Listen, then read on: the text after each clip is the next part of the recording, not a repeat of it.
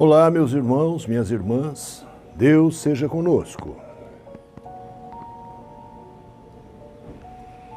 Primeira parte de reflexões acerca de o Consolador prometido por Jesus, qual seja o Espiritismo kardecista.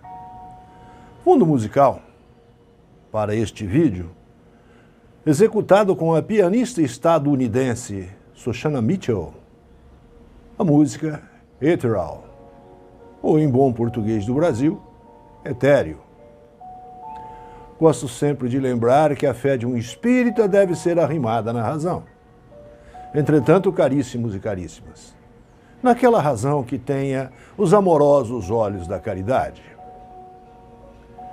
No Evangelho segundo o Espiritismo, no capítulo 6, o Cristo Consolador, o Consolador prometido, versículos de 15 a 18. Entretanto, antes de tratarmos especificamente dos raciocínios kardecianos sobre o tema, façamos um preâmbulo explicativo, pois é necessário, acerca do vocábulo espiritismo. Deixo aqui claro que o termo espiritismo é neologismo criado pelo professor Rivaio, em França, o nosso Allan Kardec, e existem outras tantas modalidades de estudos espirituais que não são e não contêm o vocábulo espiritismo. Esses outros estudos antes usam o termo espiritista, espiritualista, já que àquela época muitos foram os que se colocaram às práticas espirituais, a exemplificarmos com o escritor Victor Hugo, com o seu Os Miseráveis, com o médico e escritor britânico Sir Arthur Conan Doyle, com o seu Sherlock Holmes, o filósofo e polímata britânico, ou melhor dizendo, sueco, do século XVIII, Emanuel Swedenborg. Também nos Estados Unidos, as irmãs Fox, em 1847. E não podemos deixar de citar jamais o contemporâneo ao Allan Kardec, o advogado Jean-Baptiste Rostand, que produziu o título Os Quatro Evangelhos de Jean-Baptiste Rostand. Acerca do capítulo 14, 15 e 17 de O Evangelho segundo João, um evangelho denso, carregado de uma sublime e encanecida moral, narrada pelo evangelista João, já em avançada e amadurecida idade. Embora todo o trecho entre os capítulos 13 e 18 de O Evangelho segundo João possam ser vistos como uma única narrativa, a maior parte do capítulo 13 deve ser interpretado como uma preparação para o adeus. E no capítulo 17 nós teremos a oração do adeus, que é uma conclusão do banquete de despedida.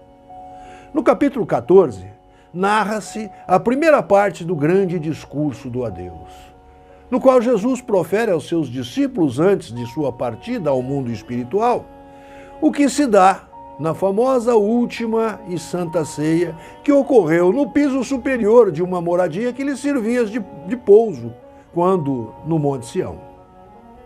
Estes derradeiros discursos do mestre Nazareno Jesus, narrados pelo evangelista João, dividem-se, portanto, em quatro partes, da seguinte maneira.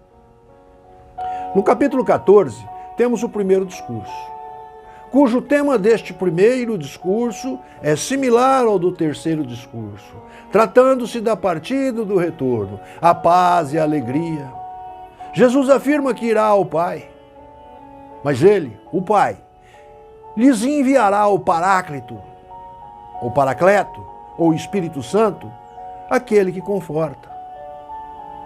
O Consolador prometido mesmo, para ajudá-los. Além disso, ele deixa a sua paz e pede que os discípulos não tenham medo. Esse discurso de despedida, descrito no capítulo 14, contém 3 componentes. Entre os versículos 1 a 14, o Nazareno, grande mestre Jesus, afirma que irá ao Pai e reafirma a sua relação divina com ele. Dos versículos 15 ao 24, expõe o mandamento do amor e a afirmação da chegada do Paracleto, ou Espírito Santo.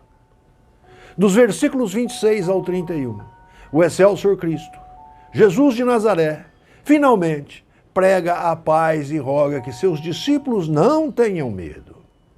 Na primeira parte do capítulo 15, nos versículos 1 ao 17, temos o segundo discurso, oportunidade em que o mestre Nazareno, o qual, conhecido pela metáfora conhecida por a videira, com Jesus afirmando ser a própria videira, esta sessão trata do amor de Jesus e como ele é a fonte da vida para a comunidade. No final, inicia-se a discussão sobre o ódio do mundo, que tomará conta da próxima sessão.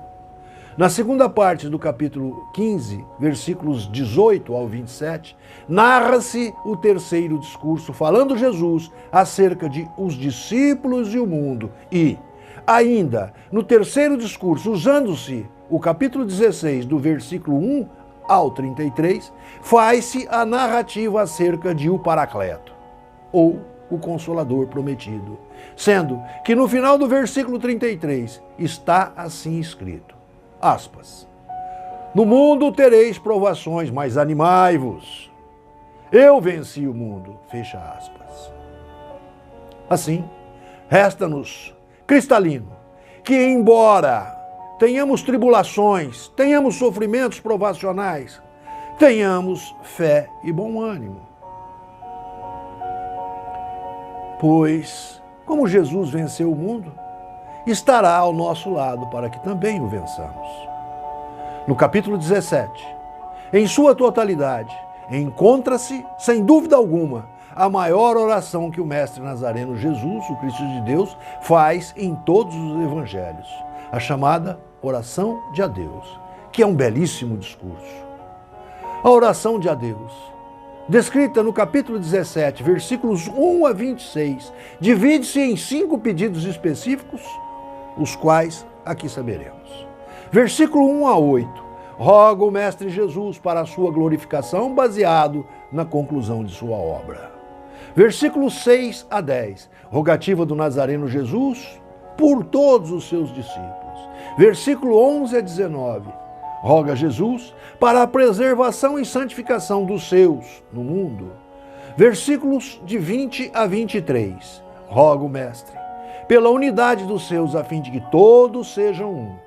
Versículo 24 a 26, a rogativa em que o Mestre Nazareno, Jesus, o Cristo de Deus, peticiona ao Pai Criador pela união dos seus consigo próprio. Aqui, finalizamos esse trecho da narrativa tributando louvores ao Criador mental de tudo que há criado. Deus, nosso Pai, louvado seja.